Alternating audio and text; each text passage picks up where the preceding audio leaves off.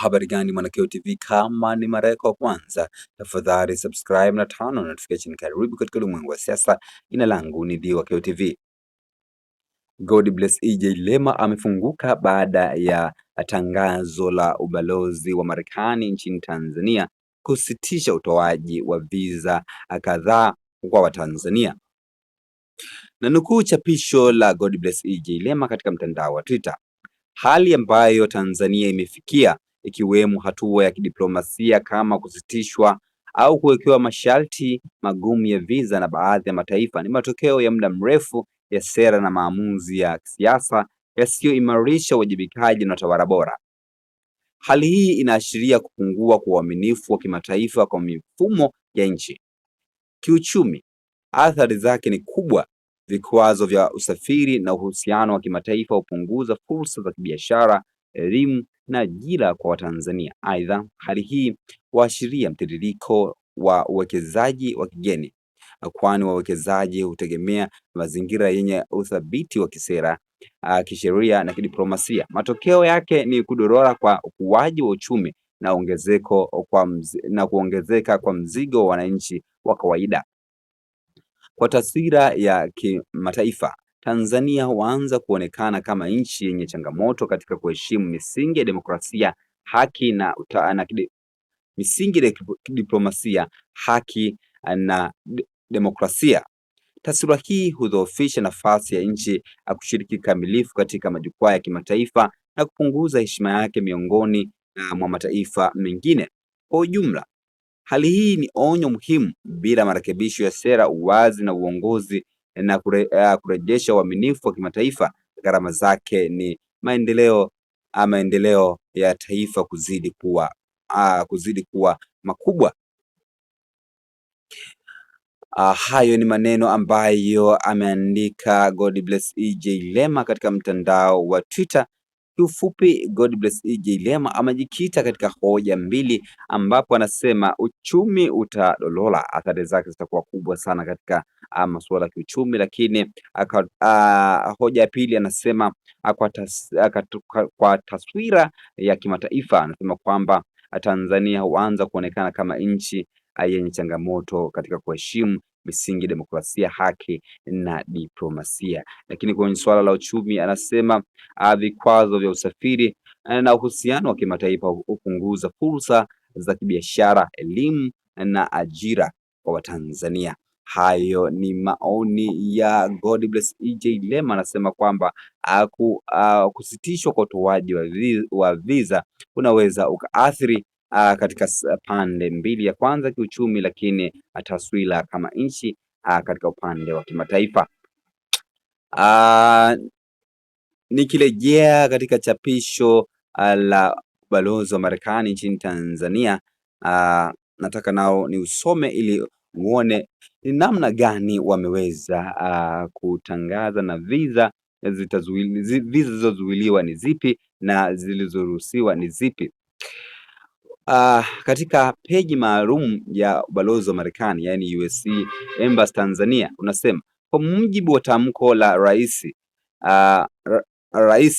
na 10/998 kuanzia tarehe 1 Januari 2026, Marekani imesitisha utoaji wa visa za kutembelea zisizo na uhamiaji zilizo katika makundi B-1, B-2, visa za wanafunzi na programu za mabadilishano zilizo katika makundi F, M na J, pamoja na visa zote za uhamiaji kwa raia wa Tanzania isipokuwa katika hali na mazingira machache. Visa za uhamiaji kwa makundi maalum ya kikabila na kidini yanayokabiliwa na mateso nchini Iran. Raia wenye uraia pacha wanaomba kutumia pasipoti ya uraia ambao haijawekwa chini ya usitishaji. Visa maalum za uhamiaji, yani SIV, kwa wafanyakazi wa serikali ya Marekani chini ya kifungu namba 8 USC 1101A 27D. Washiriki wa baadhi ya mashindano makubwa ya michezo, wakazi halali wa kudumu, yani LPRC. Hakuna visa zilizotolewa kabla ya Januari 1 mwaka 2026 saa 6:01 kwa saa za Afrika Mashariki ambazo zimefutwa au zitafutwa kwa mujibu wa tamko hili. Raia wa Tanzania bado wanaweza kuendelea kuwasilisha maombi na kupanga miadi ya usaili, lakini wanaweza kukosa sifa za kupewa visa au kuruhusiwa kuingia Marekani. Hilo lilikuwa ni chapisho la ukurasa rasmi wa ubalozi wa Marekani nchini Tanzania. Wamesema visa ni chache ambazo zimeruhusiwa. Visa ya kwanza ambayo imeruhusiwa ni visa ya uhamiaji kwa makundi maalum ya kikabila na kidini yanayokabiliwa na mateso nchini Irani, lakini visa ya pili ambayo imeruhusiwa ni raia wenye uraia pacha wanaoomba kutumia passport ya uraia ambao haujawekwa chini ya usitishaji. Lakini visa nyingine iliyoruhusiwa ni visa maalum ya uhamiaji, yani SIV, au kwa wakazi wa serikali ya Marekani. Lakini visa nyingine ambayo haijazuiliwa ni washiriki wa baadhi ya mashindano makubwa ya michezo. Lakini visa nyingine ambayo haijazuiliwa ni wakazi wa halali wa kudumu, yani LPRC. Hizo ni visa ambazo hazijazuiliwa.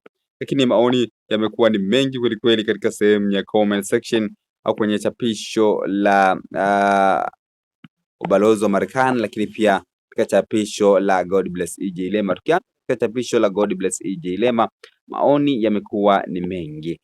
Pasi na kupoteza muda, wa kwanza anaitwa Pendo Sanga, anasema acha kupotosha umma Lema.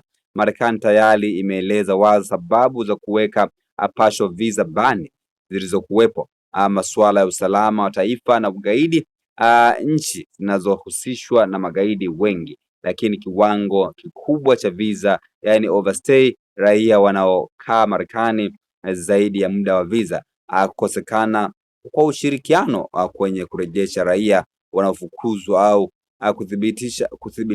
kuthibitishwa kwa nyaraka, lakini mkakati mpana wa udhibiti wa uhamiaji hasa kwa nchi za mipakani. Lakini Swahili lilitoka nasema hizo ni sababu zilizopelekea Marekani kuiwekea Tanzania partial ban. Ni watu kama mke na watoto wao wanaoenda nchi za watu halafu wanaendelea kubaki hata visa ikiisha muda wake. Lakini Mwemezi anasema sasa nchi ambayo mwenye madaraka wanakusanya kikundi cha watu wanajiita Wakatoliki, si inaongozwa na vichaa. Marekani wanazuia vichaa kuingia ndani ya nchi yao.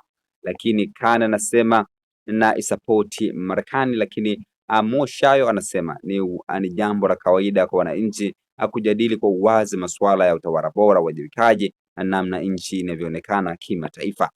Lakini The Ballet anasema kwani huko Marekani kuna nini hasa cha ajabu, kwani kwamba ukienda haufi au hebu ndadavlie nyie Chadema.